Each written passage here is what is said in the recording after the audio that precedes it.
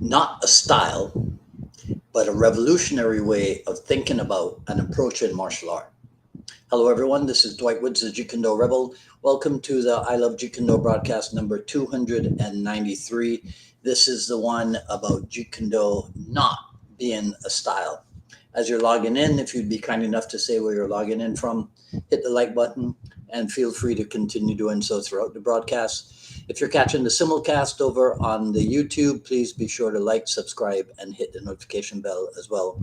But of course, the best thing you can do is to share this video and spread the word about the I Love Jeet Kune broadcasts. Conformity.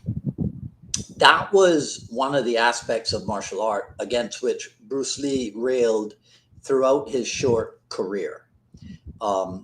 During his post-fight analysis, the post-fight analysis of his encounter with Wong Jack Man, he is reported to have concluded that it was his stubborn adherence to a Wing Chun type fighting that prevented him from dispatching his opponent forthwith. And this analysis, this post-fight analysis, was the springboard for a more freedom-based approach to combat. This encounter was November 1964. By February of 1965, Bruce Lee was writing to Taki Kimura, and he was talking about having his own system drawn up. So this is what, 3 months later. And he's saying that the whole system will concentrate on irregular rhythm and how to disturb and intercept the opponent's rhythm in the fastest and most efficient way.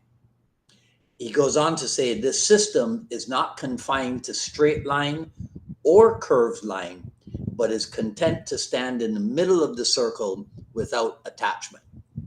So even though Bruce Lee was talking in terms of drawing up his own system, he was at the same time thinking in terms of the system not being confined to certain lines. And February, so now 5 months later, at the end of July, he says this in a letter to James Lee. I'm having a Kung Fu system drawn up. This system is a combination of chiefly Wing Chun, fencing, and boxing. Boy, it will be it.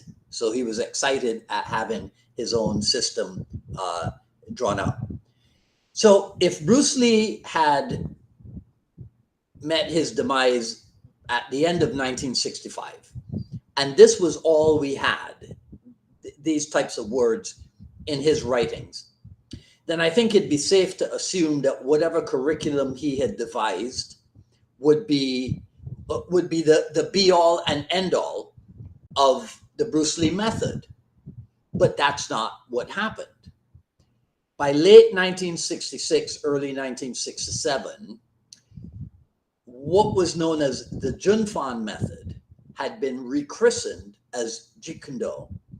And it seems that from then on, late 66, early 67, until his unfortunate death in 73, Bruce Lee became less and less interested in describing what he was doing as a specific system. So if you were to read much of what he had to say about Jeet Kune, you'd easily be able to see that he wanted to go beyond the idea of there being a specific way to get the job done, so to speak. By 1971, Bruce Lee was writing stuff like this. I'll put it on the board for you. All right. Actually, that's not a good way, Dwight. That's not a good way either. What's the best way? That's not it. It's too big the way I put it. Anyhow, I'll read it for you. This is the one where Bruce Lee talks about Jeet Kune favors formlessness so that it can assume all forms.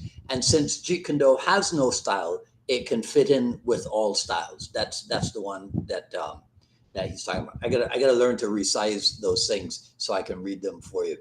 Um, and so that's 1971. And by the end of 1971, because this is when he sat down with Pierre Berton, this is where he says, I do not teach karate or any such thing because I do not believe in styles anymore.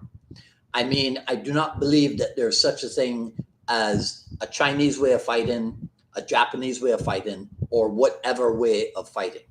Because, and then that's the famous one, unless a human being has 3 arms and 4 legs, there can be no different form of fighting.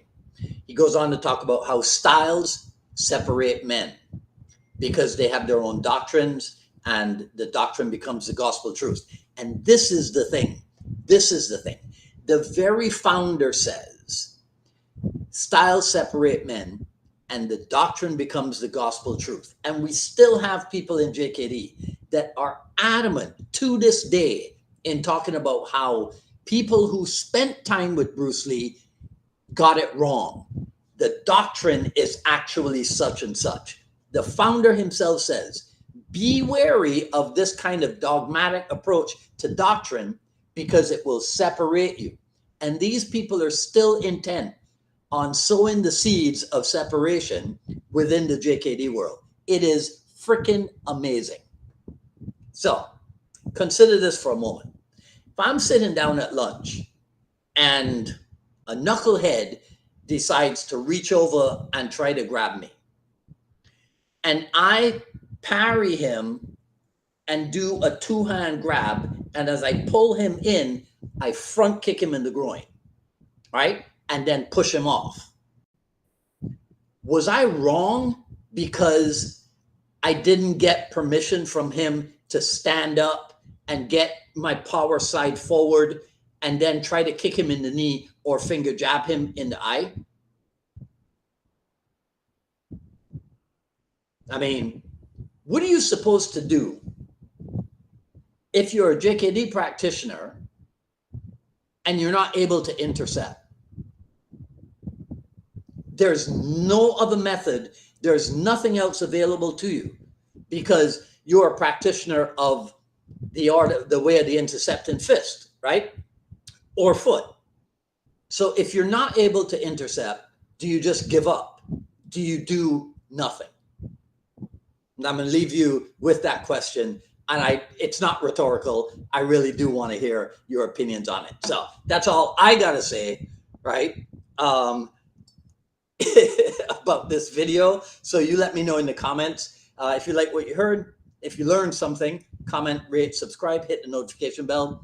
Follow me on Twitter at Dwight Woods and on Instagram at Dwight D Woods, at paypal.me/UnifiedMA Miami, paypal.me/UnifiedMA Miami. The Jeet Kune Journey Volume 1 is available, paypal.me/UnifiedMA Miami. At jkdrebel.com, if you click on the Rebel Gear link, you will see stuff like this, the 4 tenets of Jeet Kune, coffee mug, also available in garment form. Also, where's the other one? Garments, since we're talking about them, right? The JKD Notables t-shirt, also available as a kitchen a kitchen implement. And well, we'll talk about that on Friday. So coming up on Friday on the JKD Dialogues, we will be talking again. I think this is probably his 4th or 5th time. Bert Richardson of JKD Unlimited. Now, because Bert is all the way out in the Pacific in Hawaii, we're going to start not at our usual 6 p.m., 11 p.m. for Terry Valor and those. We're going to start at 3 p.m. So, Terry, you'll be able to get to bed a little bit earlier on Friday. So, 3 p.m. Eastern Time, 8 p.m. In Europe. Today is a pastel day, so I went with this glorious design. And that's it for today. So, I'll see you guys Friday, 3 p.m. Mark your calendars. 3 p.m., set your alarms, not 6 p.m. Until then, this is Dwight Woods, the Jeet Kune Rebel, signing off. You guys take care. Answer that question for me, please. If you're a Jeet Kune Do practitioner and you're not able to intercept, what do? Do you give up? Do you do nothing?